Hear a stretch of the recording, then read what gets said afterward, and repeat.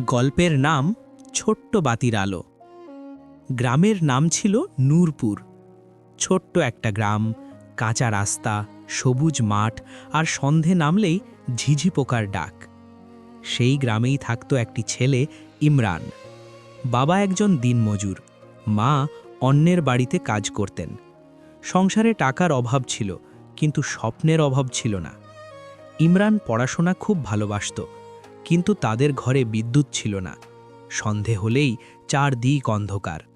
তাই সে প্রতিদিন গ্রামের মসজিদের সামনে থাকা একটি ছোট বাতির নিচে বসে পড়ত। গ্রামের অনেকেই হাসত, হেই পড়ে কি হবে, গরিবের ছেলে বড় কিছু হতে পারে নাকি। ইমরান কিছু বলতো না, চুপচাপ বই খুলে বসে থাকত। একদিন ভীষণ ঝড় উঠল।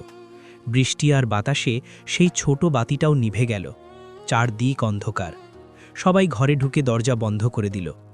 ইমরানও বাড়ি ফিরছিল, হঠাৎ সে দেখল রাস্তার পাশে এক বৃদ্ধ পড়ে আছেন, ঝড়ে ভিজে কাঁপছেন। কেউ নেই পাশে। ইমরান নিজের ভেজা চাদরটা খুলে বৃদ্ধের গায়ে জড়িয়ে দিল, কষ্ট করে তাকে বাড়ি পৌঁছে দিল।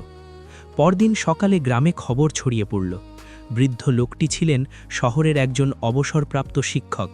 তিনি গ্রামে জমি কিনে থাকতে এসেছিলেন।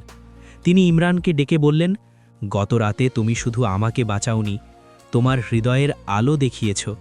তোমার পড়াশোনার দায়িত্ব আজ থেকে আমার।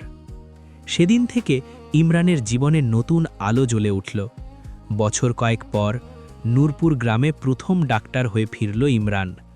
গ্রামের মানুষ যারা একদিন হাসত, আজ তার জন্য গর্ব করত।